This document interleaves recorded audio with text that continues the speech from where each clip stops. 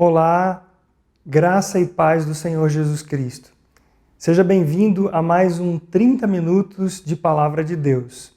Neste mês de dezembro, estamos transmitindo algumas reflexões bíblicas que o pastor Glênio tem feito no programa Café e Fé, que passa todo final de semana na TV Tarobá, em Londrina e em Cascavel. Aproveite esse tempo, transmita esse link, compartilhe esse link com outras pessoas, para que também tenham a oportunidade de ouvir a palavra de Deus. Ficamos então com mais uma reflexão do Café e Fé. Graça e paz. Olá, amados de Deus.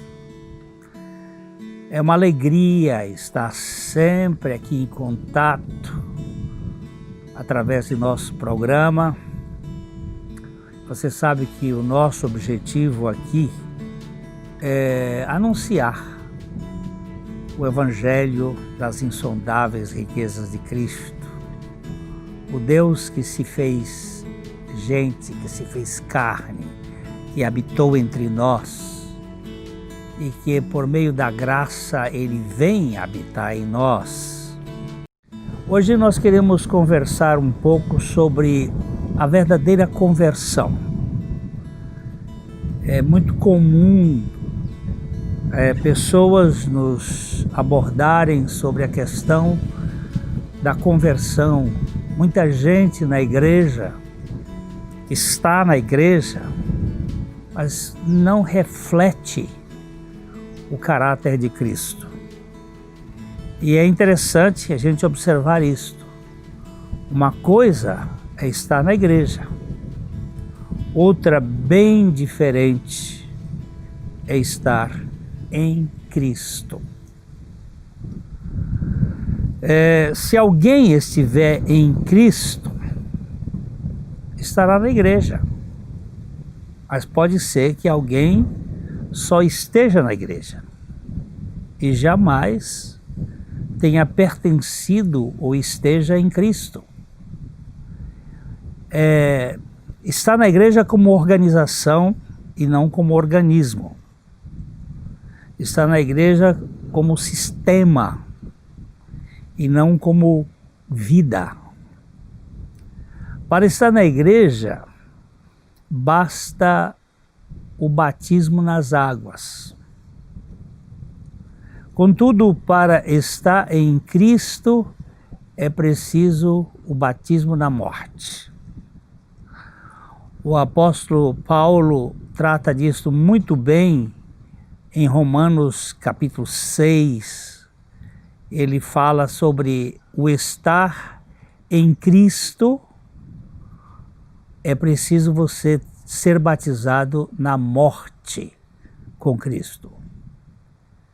Sem a morte do ego, juntamente com Cristo, não há cristianismo. Pode haver um tipo de cristandade, mas não é o cristianismo genuíno.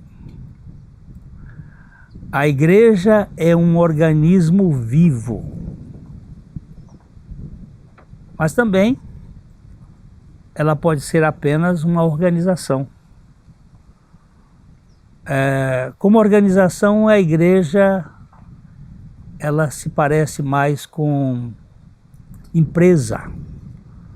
Como organismo vivo, é o corpo de Cristo. A organização não passa de uma agremiação para fins lucrativos ou religiosos. Mas não devemos ficar confusos com isto. Igreja é a relação do povo de Deus, um povo que foi crucificado com Cristo, que foi ressuscitado juntamente com Cristo de maneira espiritual. A igreja orgânica, ela tem organização, porém não é uma mera instituição de ritos e formalidades. Muita gente acha que porque participa desses ritualismos e se torna adeptas dessas formalidades, que isto a torna membro do corpo de Cristo. Precisa mais. O que organiza esta comunidade é a vida de Cristo, agindo pelo Espírito Santo espiritualmente em cada um dos seus membros. Trata-se de algo sobrenatural. Quando nós ganhamos o nosso novo nascimento, o nascimento do alto, com uma outra perspectiva. A organização é algo que nós construímos. O organismo é construído por Deus. A igreja é uma casa de família, onde a família se comunica com a transparência e age em harmonia comunitária. É algo que se relaciona com vida. Os membros de uma família têm a mesma genética, têm o mesmo sangue, têm uma composição de identidade. Religião e evangelho não são, ou são totalmente diferentes. Religião é uma coisa, evangelho é outra.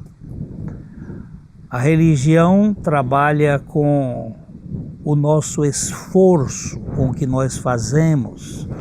O evangelho com a ação e o trabalho de Deus. É o que Deus faz em nosso benefício, em nosso favor.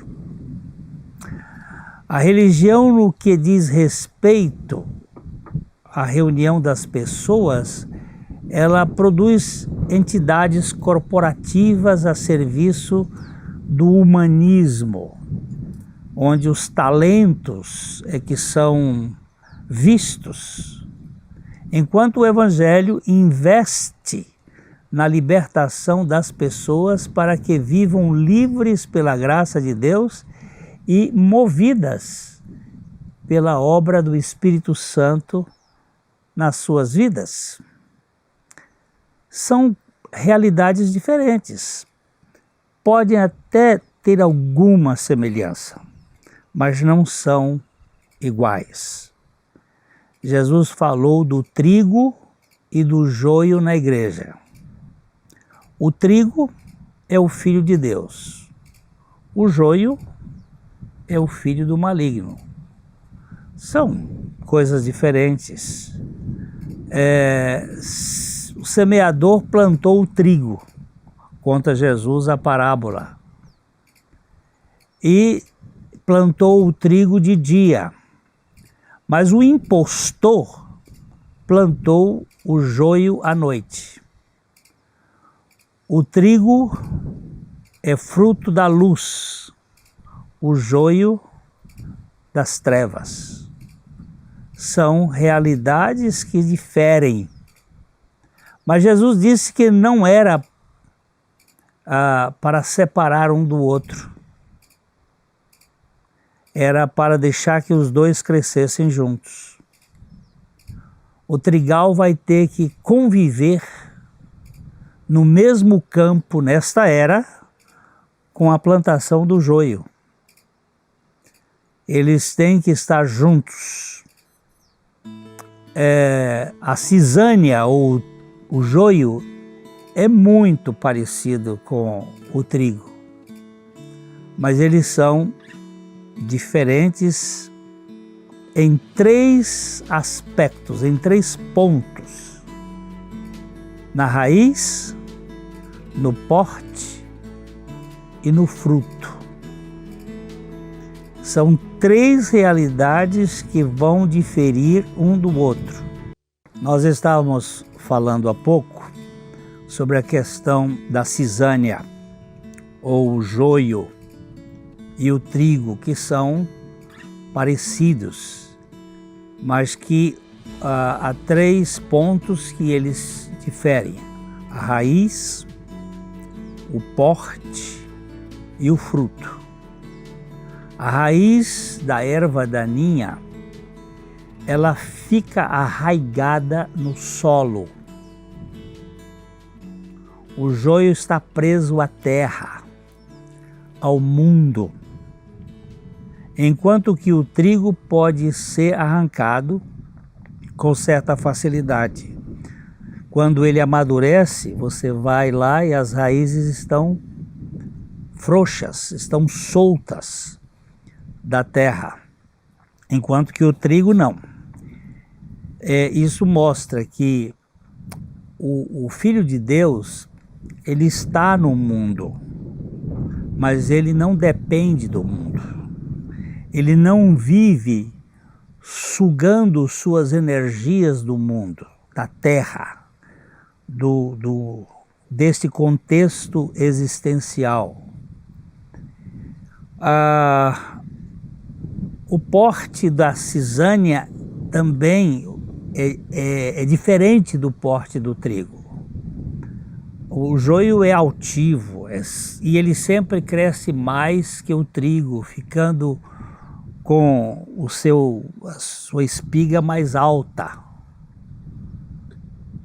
Exatamente porque ele não tem uma coisa que é o grão. Ele é xoxo. Ele cresce mais, ele se eleva, ele está pegado ao chão e ao mesmo tempo ele é altivo, é grande, maior, quer aparecer mais, quer ser visto. E a terceira característica é o fruto. O trigo tem grão e o joio é xoxo. E porque o trigo tem grão, ele se curva, ele dobra um pouco, ele se como que humilha, enquanto que o joio fica assim pertigado, ensoberbecido. Eles estão juntos. Assim, na igreja também acontece isso. O joio está na igreja, mas ele não gosta do trigo, nem gosta da igreja. Ele não gosta do povo de Deus. Ele está lá para usufruir algumas coisas que a gente não sabe por quê. A sua atitude é confundir os ingênuos e gerar desordem. Porém, se alguém não gosta de igreja, nunca jamais poderá fazer parte saudável de nenhuma igreja. Ele está lá querendo fazer política ou outra coisa qualquer que não representa de fato o princípio do Evangelho. A verdadeira igreja é formada pelo trigal, que não entra na intriga do joio, mas vive integralmente para a glória de Deus. Este é o ponto que a gente chama de conversão. Ele saiu de um mundo dominado por um mundo para viver agora no domínio da graça de Deus. Quem não gosta de igreja, não pode ser igreja. Mas ele vai estar lá. Ora, se não formos igreja, não somos filhos de Deus. Se não formos filhos de Deus, não há lugar para amarguras em nossos corações. Mas se formos filhos de Deus, não há lugar para amargura. Não há lugar para ressentimentos. A igreja de Deus não odeia quem não gosta dela. ainda que seja perseguida e dilapidada por seus inimigos. Não foi Isaac que perseguiu Esaú, não foi Isaac que perseguiu Ismael, foi Ismael que perseguiu Isaac. Isto significa que a carne, porque Isaac é filho da carne, Ismael é filho da carne, Isaac é filho da promessa. Isto acontece hoje. As perseguições na igreja não são frutos daqueles que foram renascidos, mas sim do joio, daquele que não tem experiência real com Deus. Há muitos que se preocupam mais com o respeito humano do que com a plena aceitação de Cristo. E eles, por isso mesmo, se tornam instrumentos de gerar confusão no meio da comunidade. A igreja é a herdeira da cruz. Portanto, nós devemos levar o morrer de Jesus em nós, para que a sua vida se expresse também em nós. Nós não podemos viver uma vida baseada no que nós achamos ou que nós queremos. A igreja como organismo é o corpo de Cristo. Todavia, como simples organização, é apenas uma empresa. Há muitos hoje no comando das igrejas que só visam levar vantagem ou construir os seus próprios impérios ou levar algumas pessoas a uma confusão. É empresa, é alguma coisa de negócio. Você é um membro do corpo de Cristo ou apenas um mero sócio da empresa religiosa? Para você ser membro do corpo de Cristo, você precisa ser convertido. Se o Senhor não nos converter, nós não vamos ter a participação na Igreja de Deus. Então, eu gostaria de sugerir aqui um pensamento de C.S. Lewis, aquele autor que é mais conhecido pelo o livro e o filme As Crônicas de Nárnia.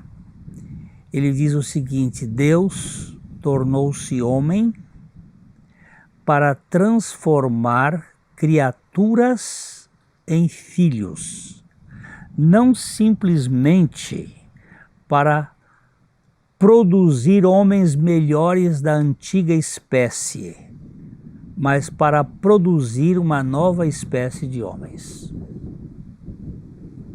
Você entende como é que acontece isso?